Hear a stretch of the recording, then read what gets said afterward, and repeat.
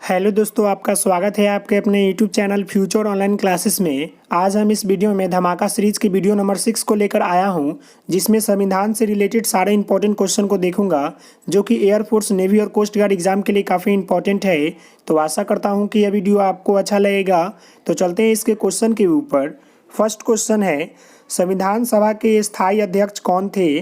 तो संविधान सभा के स्थायी अध्यक्ष जो थे वह डॉक्टर राजेंद्र प्रसाद थे। तो इसका जो आंसर है वो ऑप्शन बी है।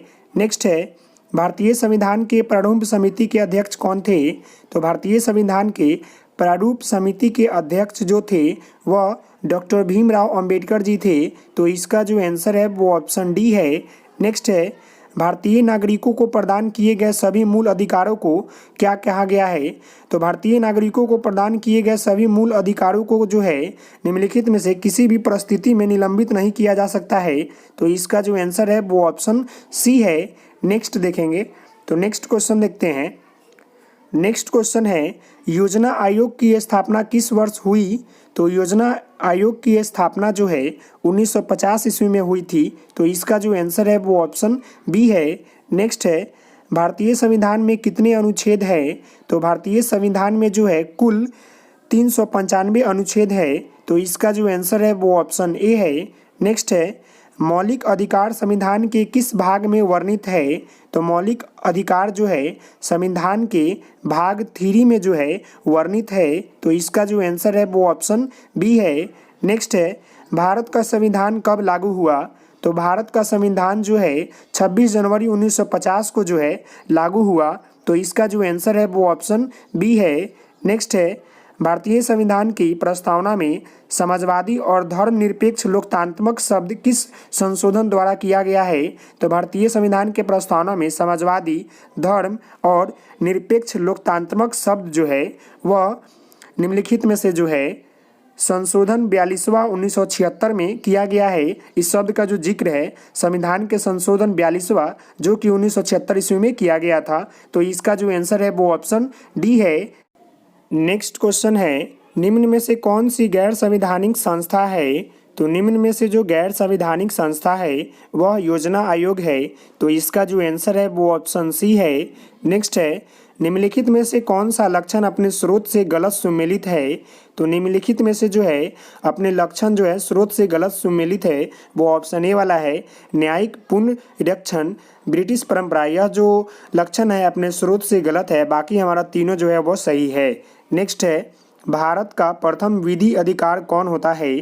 तो भारत का प्रथम विधि अधिकार जो है वह भारत का महानवादी होता है। तो इसका जो आंसर है वो ऑप्शन सी है। नेक्स्ट देखेंगे, तो नेक्स्ट क्वेश्चन देखते हैं, संविधान बना तब कितनी अनुसूचियाँ थी? जब संविधान बना उस समय जो है केवल 8 जो है अनुसूचियाँ थी। तो इसका जो आंसर है वो ऑप्शन ए है। नेक्स्ट है, भारत में मौलिक अधिकार किस अधिकार के माध्यम से सुनिश्चित किए गए हैं? तो भारत में मौलिक अधिकार जो है वह निम्नलिखित में से जो है संवैधानिक उपचारों का अधिकार के माध्यम से जो है सुनिश्चित किए गए हैं। तो इसका जो आंसर है वो ऑप्शन सी है। नेक्स्ट है, निम्नलिखित में से कौन सा मौलिक अधिकार नहीं है?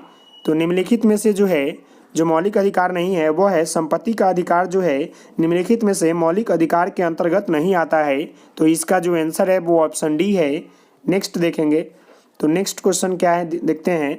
नेक्स्ट क्वेश्चन है, भारतीय संविधान की आत्मा किसे कहा जाता है? तो भारतीय संविधान की आत्मा जो है मौलिक अधिकार को कहा जाता है।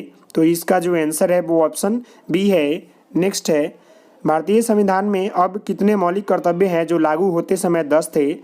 तो भारतीय संविधान में जो अब मौलिक कर्तव्य जो है अभी जो है प्रेजेंट टाइम में जो है 11 है, और जब लागू हुआ था उस समय जो है 10 था। तो आप इसे याद कर लेंगे। नेक्स्ट है, भारत के नीति निर्देशक तत्वों का उल्लेख संविधान के किस भाग में है? तो भारत के नीति निर्देशक तत्वों का उल्लेख जो है संविधान के भाग 4 में है। तो इसका जो आंसर है वो ऑप्शन बी है।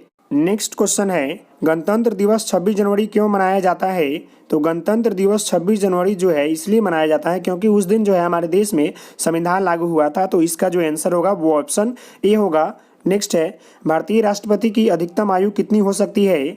तो भारतीय राष्ट्रपति की अधिकतम आयु जो है वह इनमें से कोई नहीं है, अधिकतम आयु नहीं हो सकती है। तो इसका जो आंसर है वो ऑप्शन डी है। नेक्स्ट है राष्ट्रपति पद रिक्त हो जाने पर राष्ट्रपति का चुनाव कितने समय में करवाना होता है। तो राष्ट्रपति का रिक्त मतलब जो पद होता है वह खाली हो जाने के बाद जो है राष्ट्रपति का चुनाव जो है वह 6 महीना के अंतर्गत करवाना होता है। तो इसका जो आंसर है वो ऑप्शन सी है।